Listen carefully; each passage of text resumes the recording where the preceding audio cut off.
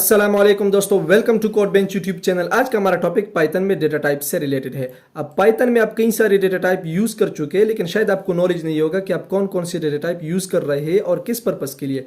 तो आज की इस वीडियो में पाइथन डेटा टाइप से रिलेटेड हम mainly string data type, numeric data type, numeric में हमारे पास integer data type, float data type, complex data type और at the end Boolean data type को डिस्कस करने वाले हैं।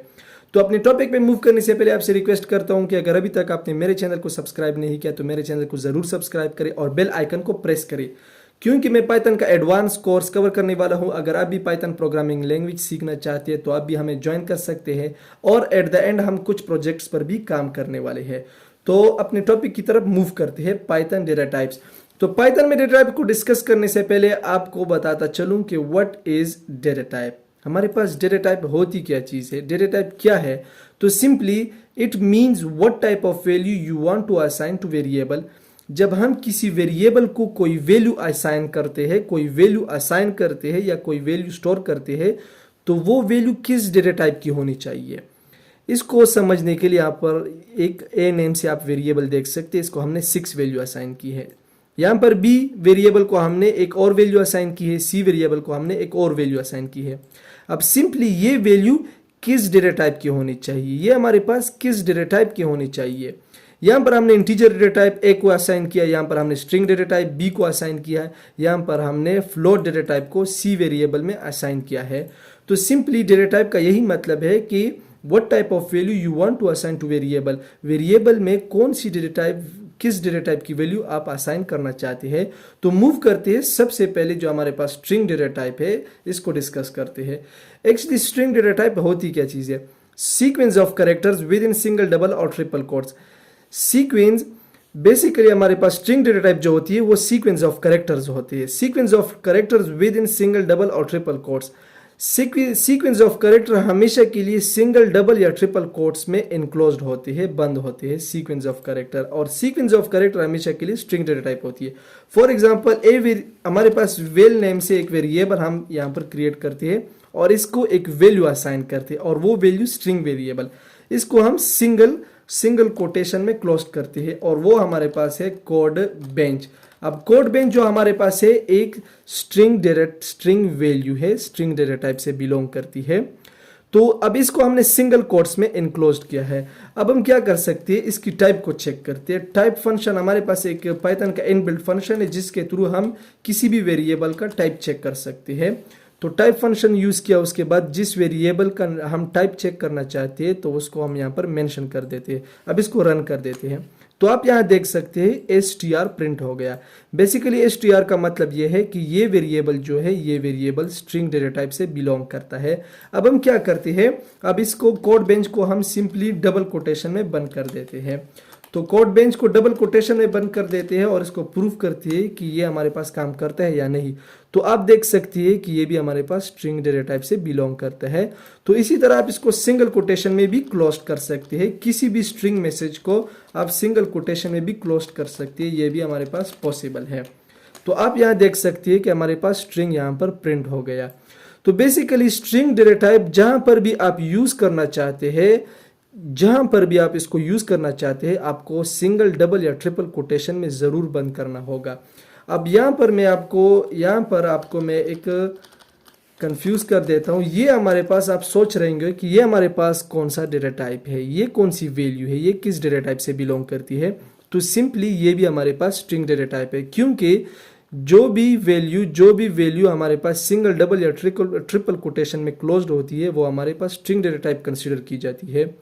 तो भले वो वैल्यू हमारे पास इंटीजर हो या कुछ भी हो, ये आप यहाँ देख सकते हैं, ये भी हमारे पास स्ट्रिंग डेटा टाइप है। इसको अब हम रन करते हैं तो देख सकते हैं कि ये भी हमारे पास स्ट्रिंग डेटा टाइप से बिलोंग करती है, क्योंकि स्ट्रिंग हमेशा के लिए डबल, सिंगल या ट्रिपल कोटेशन में हमारे पास इनक्लोज होती है। अब नेक्स्ट मूव करते हैं न्यूमेरिक डेटा टाइप। अब न्यूमेरिक डेटा टाइप में हमारे पास इंटीजर, फ्लोट और कम्प्लेक्स डेटा टाइप होती है। सबसे पहले इंटीजर को चेक करते हैं। तो सिंपली इंटीजर डेटा टाइप क्या होती है? इंटीजर डेटा टाइप हमारे पास एक न्यूमेरिक वैल्यू होती है और विदाउट डेसिमल पॉइंट। यहाँ पर हम यहाँ पर nt के नाम से यहाँ पर हम एक वेरिएबल क्रिएट करते हैं, इसको हम इंटीजर वैल्यू असाइन करते हैं। अब इसको हम टाइप फंक्शन के थ्रू इसको चेक करते हैं कि हमारे पास इंट जो है ये हमारे पास किस डेटा टाइप से बिलोंग करता है। तो इंट हमारे पास इंट डेटा टाइप से बिलोंग करता है। बेसिकली इंट का मतलब ये है कि इंटीजर डेटा टाइप से बिलोंग करता है। अब इसको हम क्या करते हैं, यहाँ पर हम अब यहाँ देख सकते हैं कि यहाँ पर एक बहुत बड़ी वैल्यू इंटी वेरिएबल को हमने असाइन कर दी। अब इसको रन करते हैं तो सिंपली ये भी हमारे पास इंटीजर डेटा टाइप से बिलोंग करता है। तो इंटीजर डेटा टाइप क्या होती है? इंटीजर डेटा टाइप का मतलब होता है कि कोई भी वैल्यू विदाउट डेसिमल पॉइंट, अगर डेसिमल पॉइंट है तो हमारे पास फिर वो इंटीजर डेटा टाइप नहीं होता। अब नेक्स्ट मूव करते हैं फ्लोट।